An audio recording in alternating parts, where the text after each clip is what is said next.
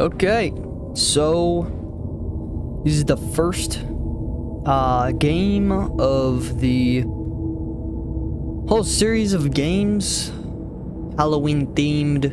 This one is called Dagon, I believe it's called, at least pronounced anyway. I don't know, but it's a sea monster themed Halloween game, horror game. Let's see what we got here. Yeah, Dagon. Like I said, I don't know how to pronounce that. Is a faithful interactive adaptation of H.P Lovecraft's work, focused on story and atmosphere. You will not find difficult choices, action sequences, or inventory management here, and movement is limited to progressing through locations along with the plot. That's I'm writing fine. this under an we are right in it. mental Wow. strain, since by tonight I shall be no more. Can we actually change FOV? I just realized. Let me double check that. Camera sensitivity. Oh yeah, 100%. And looks like we can't change FOV. I'm Alright, writing start this under over. an appreciable mental Okay, strain, that is much better. since by tonight I shall Much be better no more. looking around. Okay. Here we go, here we go. Okay, we got some instructions. During the game, you will encounter interactive elements. Some of them will allow you to continue your journey. Others will reveal interesting facts about the original short story, its historical background, and the author. So we got a circle for stuff, a twig probably for materials, question mark, I don't know, probably the historical. Some of the trivia is hidden.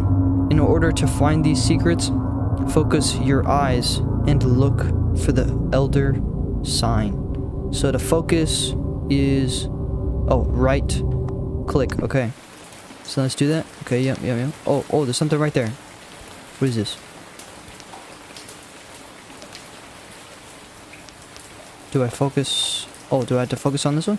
Penniless, Oh, and here we at go. the end of my supply of the drug which alone makes life endurable, I can bear the torture no longer, and shall cast myself from this garret window into the squalid street below. Wow. Do not think from here we my go, we're slavery to morphine that I am a weakling or a degenerate. When you have read these hastily scrawled pages, you may guess, though never fully realize, why it is that I must have forgetfulness or death. Oh, we have a couple things. We got mysterious stuff right here. Morphine. Morphine entered into use in the 19th century. Oh, this is actual real facts. Wow. And was routinely administered to treat severe pain during the American Civil War, 1861 to 1865, and World War I, 1914 to 1918. It was also sold without restrictions until 1914. Wow, without restrictions. Does that mean like even age restrictions? Crazy. Morphine became more popular after the invention of the hypodermic syringe around 1954. Friedrich Serturner, I think is how you pronounce that, who isolated the substance originally named morphium after Morpheus, the Greek god associated with dreams. At the time when Dagon was published, so I guess this game was based off a book. I didn't know that. Morphine abuse, known as soldier's disease, already posed a big problem in the United States. Man, I did not know that. You can read the Discover trivia immediately, or go back to them later. In the main menu, turn off displaying trivia if you find the feature distracts you from the story. No, I'm good. I'm gonna turn off the trivia. We're just gonna do the story. Just go with the gameplay itself. What are we writing down? It was in one of the most open, he's least writing the story. frequented parts of the broad He's Pacific writing the actual that the story. packet of which I was supercargo fell a victim to the German sea raider. He's writing the book. What do we got here?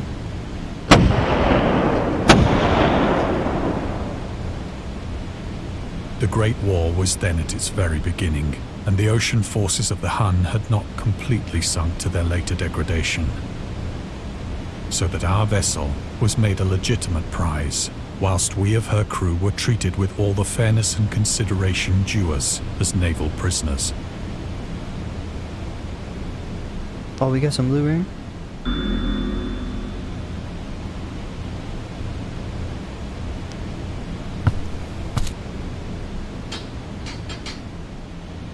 Yeah, movement is so liberal, indeed, was the discipline of our captors, that 5 days after we were taken, I managed to escape alone in a small boat with water and provisions for a good length of time.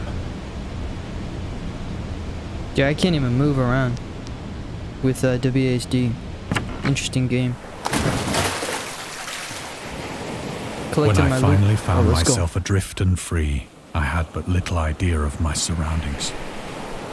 Never a competent navigator, I could only guess vaguely by the sun and stars that I was somewhat south of the equator. Of the longitude, I knew nothing, and no island or coastline was in sight. That sucks. Yeah, bro. Oh, sun. Do we have anything around here to check out? Nope. Just the sun, huh? Or the moon, actually. The weather kept fair, and for uncounted days I drifted aimlessly beneath the scorching sun, waiting either for some passing ship or to be cast on the shores of some habitable land. Now we're sailing out there. Hopefully we find something to survive. Or But to neither get ship to. nor land appeared, and I began to despair in my solitude upon the heaving vastness of unbroken blue. Wow. The change happened whilst I slept. Ah, crap. Its details I shall never know, for my slumber, though troubled and dream-infested, was continuous.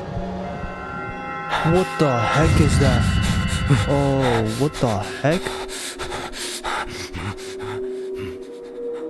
What the heck?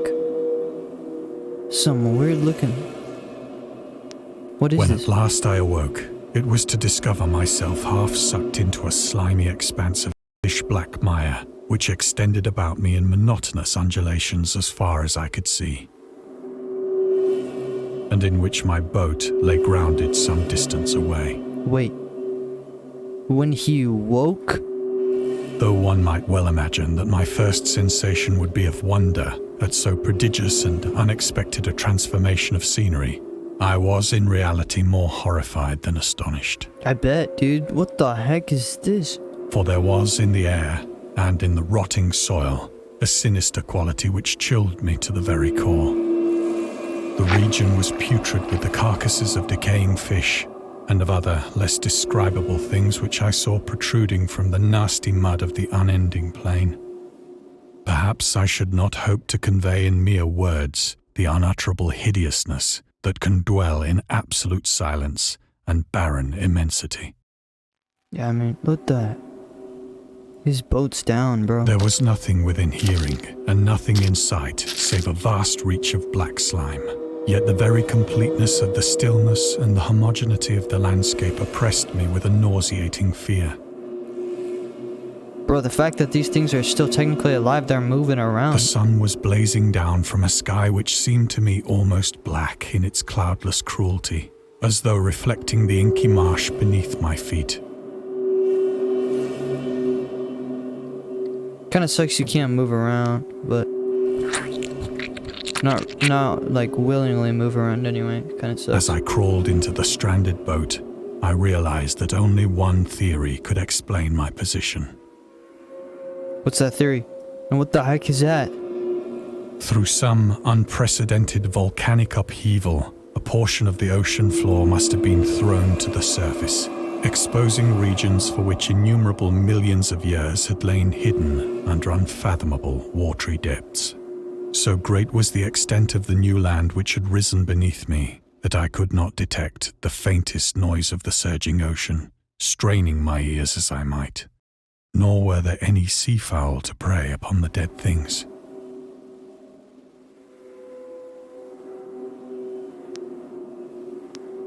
Do you got anything else around here? Nope, it's just this fish, right?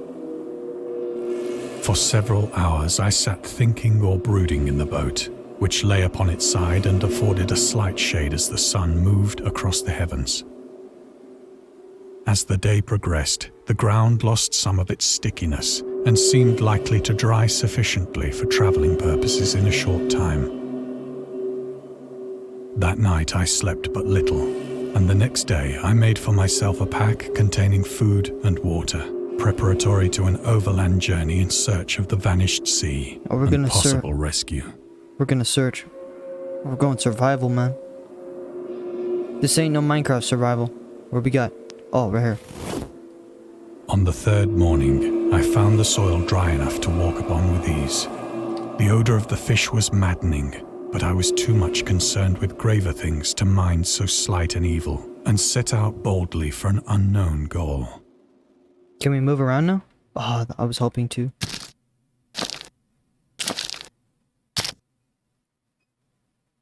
All day I forged steadily westward, guided by a faraway hummock which rose higher than any other elevation on the rolling desert. The heck? It's like a ginormous crab. Worse than that, actually.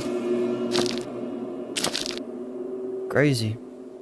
What the heck? Is that an orca? Yeah, it's a poor guy. Got his eye open too. This man's probably dead. Poor guy. Orca probably just hanging out in the ocean. Died. What are those giant legs, though? That night, I encamped. And on the following day, still traveled toward the hummock. Though that object seemed scarcely nearer than when I had first espied it. Yeah, bro, this is the Kraken right here. This has got to be the Kraken right here. Holy moly. This is not good. Uh-oh, we're loading something. By the fourth evening, I attained the base of the mound, which turned out to be much higher than it had appeared from a distance. Yeah, look at that thing. An intervening valley setting it out in sharper relief from the general surface. Too weary to ascend, I slept in the shadow of the hill. I know not why my dreams were so wild that night, but ere the waning and fantastically gibbous moon had risen far above the eastern plain, I was awake in a cold perspiration, determined to sleep no more. Such visions as I had experienced were too much for me to endure again. Poor guy. And in the glow of the moon I saw how unwise I had been to travel by day. Without the glare of the parching sun, my journey would have cost me less energy. Indeed, I now felt quite able to perform the ascent which had deterred me at sunset. Picking up my pack, I started for the crest of the eminence. Yeah, pick that up and let's get out of here. I have said that the unbroken monotony of the rolling plain was a source of vague horror to me. But I think my horror was greater when I gained the summit of the mound and looked down the other side into an immeasurable pit or canyon. Ah, great. What do we got? Whose black recesses the moon had not yet soared high enough to illumine. Okay. I felt myself on the edge of the world. What do we got? Peering over the rim into a fathomless chaos of eternal night. Through my terror ran curious reminiscences of Paradise Lost. That's the... And of Satan's hideous climb through the unfashioned realms of darkness. As the moon climbed higher in the sky, I began to see that the slopes of the valley were not quite so perpendicular as I... Bro, no. No, you wouldn't jump in there. Don't jump. Ledges and outcroppings of rock. That's what I thought. You would have died. Fairly easy footholds for a descent. Whilst after a drop of only a few hundred feet, the declivity became very gradual. Yeah, careful, bro. You do not want to fall, man. Urged on by an impulse which I cannot definitely analyze, I scrambled with difficulty down the rocks and stood on the gentler slope beneath, gazing into the Stygian deeps, where no light had yet penetrated. All at once, my attention was captured by a vast and singular object on the opposite slope, which rose steeply about 100 yards ahead of me. An object that gleamed whitely in the newly bestowed rays of the ascending moon.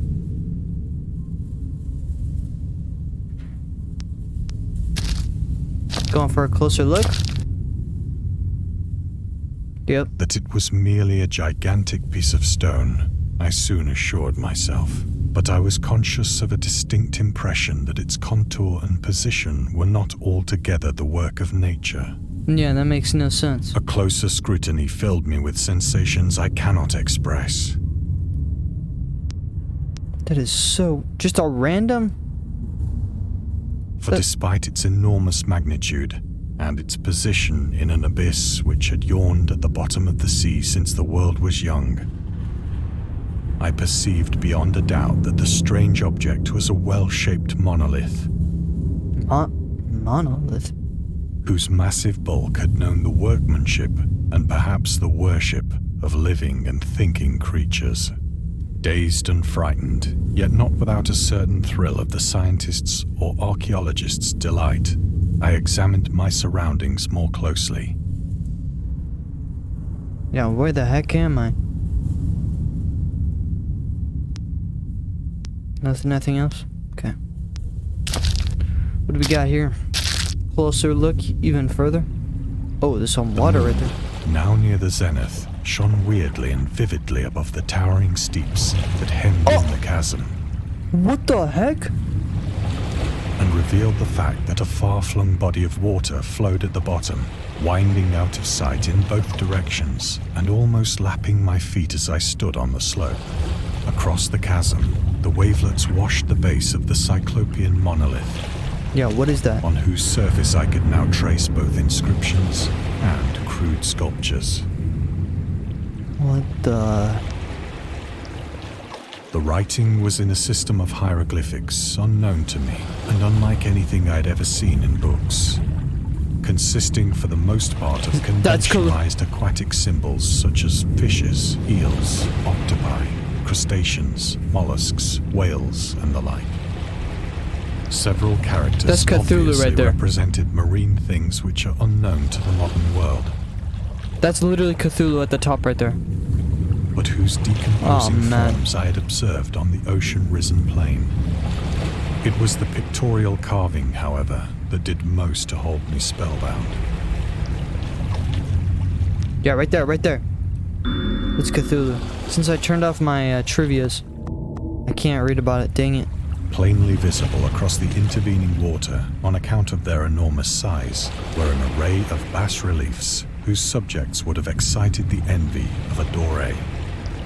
I think that these things were supposed to depict men, at least a certain sort of men, though the creatures were shown disporting like fishes in the waters of some marine Mermaid. grotto, Or paying homage men. at some monolithic shrine which appeared to be under the waves as well.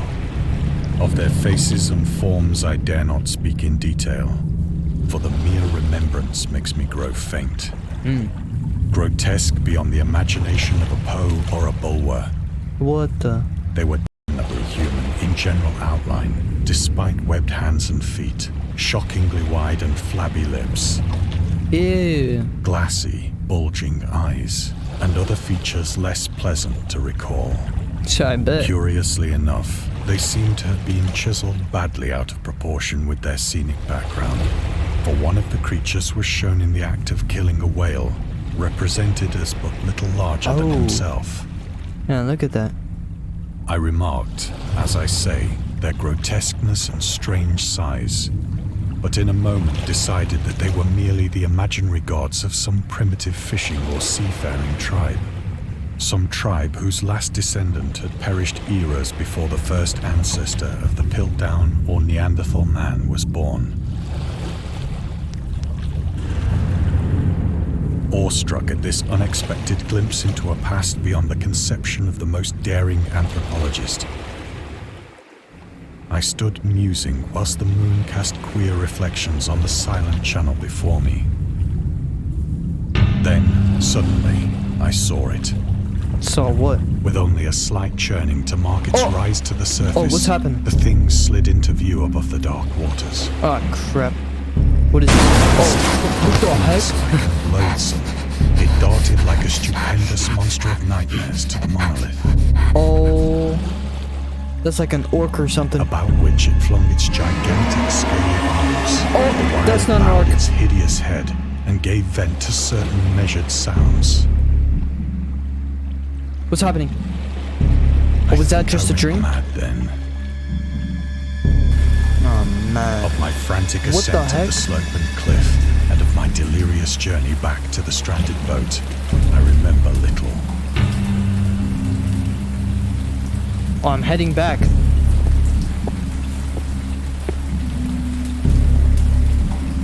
I Oh, believe I sang a great deal and laughed oddly when I was unable to sing. ew. Oh, this man is going crazy, dude.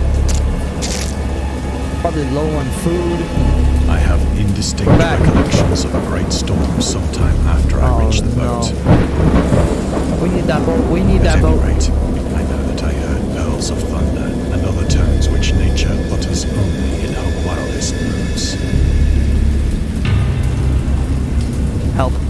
Help, what do we do? Oh. Thought I had to do something. Ah, great. What's happening? When I came out of the shadows, Oh, I was what? in a San Francisco hospital.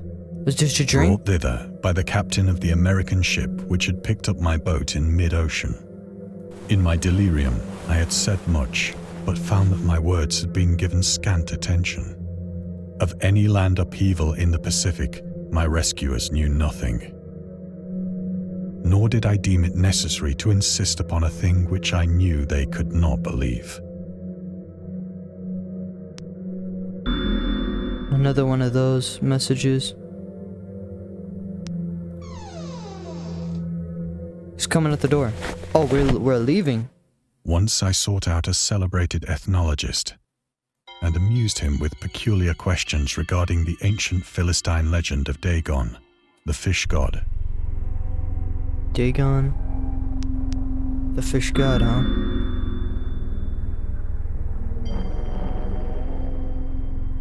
What do we got around here? Oh, there's something right here. But soon perceiving that he was hopelessly conventional, I did not press my inquiries. I can actually look around fully. Yeah, there's something over there. Another one of these.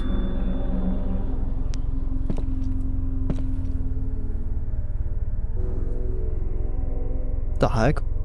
It's one funny looking man. Or woman, actually. What do we got here? It's just... Oh, there's something else we gotta look... Oh, we're leaving. Okay. Where are we going now? It is Oh, at night, We're back. especially when the moon is gibbous and waning, that I see the thing. I tried morphine, but the drug has given only transient surcease and has drawn me into its clutches as a hopeless slave. So now I am to end it all, having written the full account for the information or the contemptuous amusement of my fellow men.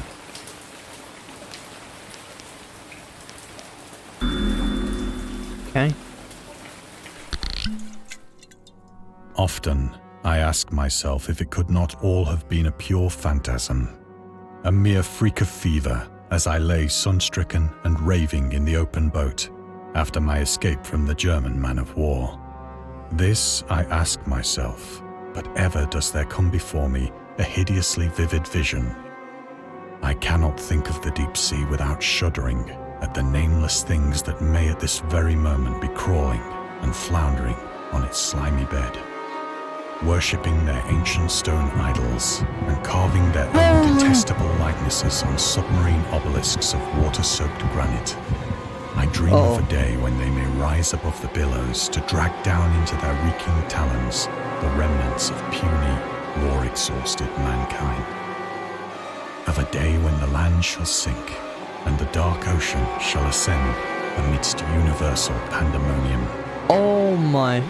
There's a bunch of them. They're going to New York. Obviously, this is just what you think might happen. Wow, that's some good effects. Audio effects. The end is near. What was that noise? Ah, crap. I hear a noise at the door, as of some immense slippery body lumbering against it. Ah, crap. No, why would you open that? Is there a way to leave? No, there's nowhere to leave. Alright. Hey. This is on you, man. It shall not find me. Get a weapon, get a weapon. Oh, man. God, that hand! Oh, that's the weird ogre. The window! The window! Get in there, get in there, get in there. Go, go, go. Break out, boys. What? Ow! Wait. Man just jumped out and died. Oh, man. You should have used the morphine to try and stab him. The syringe was right there. Yeah, if you guys enjoyed the video, be sure to bazooka the like button. Subscribe if you are new. Well, if you want to. And have a fantastic day. Happy Halloween. Catch you guys in the next video. Peace. SamdotEXE.